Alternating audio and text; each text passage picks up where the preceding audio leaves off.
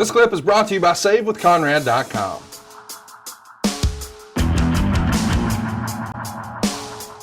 healthiq.com/Arn. Let's talk about our build here. We're coming off the lowest non-holiday episode of Raw in 2 years. And as a result, the company is going to do a shakeup here, which is bringing Triple H and Stephanie back to power. That's real. That's the plan. Meltzer would write, the basic framework of John Cena having to save Edge by allowing the Authority to return had been in the cards for some time. It wasn't a reaction to the ratings that had happened on this show. It had been very clear from when Vince McMahon said the only person who would bring them back is Cena, and it would be a scenario where Cena would, of course, bring them back. The only argument is that it was too soon.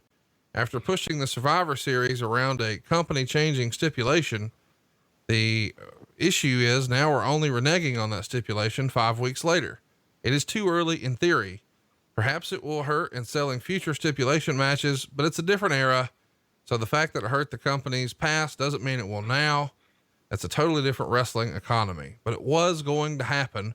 Football is over. Ratings will be bouncing back, not just a month from now. And the final angle on the show saw Big Show holding Edge's head in place on top of Rollins' briefcase, with Rollins threatening to curb stomp him. And Rollins said this would make him a paraplegic. And he's a husband and a father now. And then Cena came out and Rollins told him he's useless unless he allowed the Authority back. And they teased the curb stomp, but then Cena says they could come back. Rollins says he's going to curb stomp him anyway. That leads to Cena hitting the ring and cleaning house. Edge gets away and Rollins curb stomps Cena. So an interesting scenario here, but the gist is, hey, it's WrestleMania season. We got to have John Cena back and we need somebody to hate on. So what's Stephanie and Triple H doing? Is that basically the gist?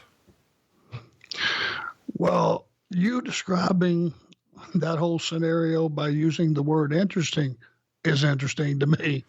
I might have used another adjective, but anytime you go on TV and you lay a stipulation out there, your word should be good, right? Yeah. When you double back on it, doesn't it put a little bit of a rough edge on your credibility? Yeah. I mean, I can't argue that at all. Or is it me? Is it just me? I think wrestling folks have always just given a pass and they just say, well, it's wrestling. But I mean, if the steps don't matter, then we shouldn't care about future steps. That's certainly the precedent that we've set with our audience. Yeah, and I guess my problem is, Conrad, just to be honest with you, is I'm not sitting here a know-it-all and a really intelligent, articulate master of the business. I'm just a wrestling fan, just like everybody out there. And when you say something from a company standard, this is not just some talent out there getting themselves over or getting heat on themselves or developing credibility or saying something that's going to be good.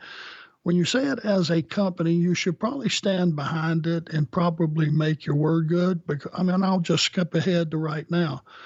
What this year would make you want to watch the draft? You mean the NFL draft? Nope. Oh, the WWE draft. I didn't have anything that made me want to watch the draft this year. Because my point is on steps, what I saw last year was, okay, you're going to be traded here. You're going to be traded here. You're here, you're here, you're there, you're here. Oh, but by the way, we're going to have a special stipulation. What was it called? Yeah. Where you can just hop show to show. Yeah. Anyway.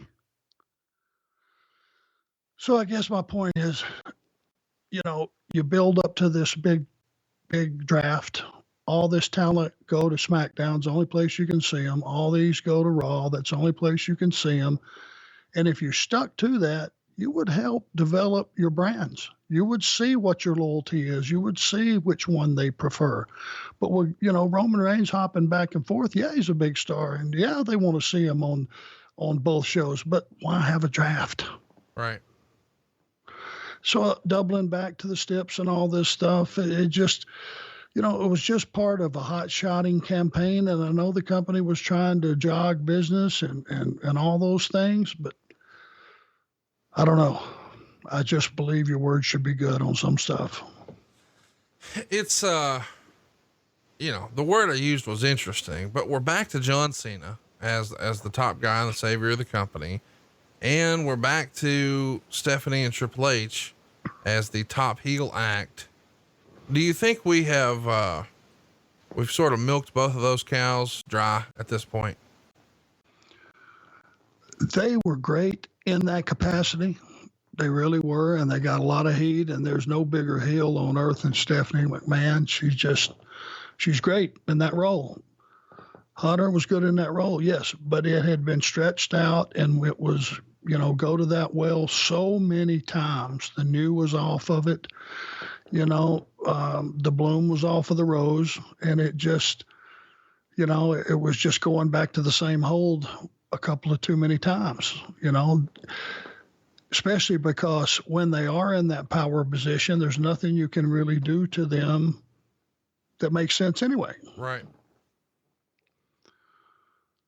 So agreed. Yes. Going back to that same hold was a little too much. Thanks for checking out the podcast here on YouTube. Be sure to hit the subscribe button so you don't miss any future clips that we upload.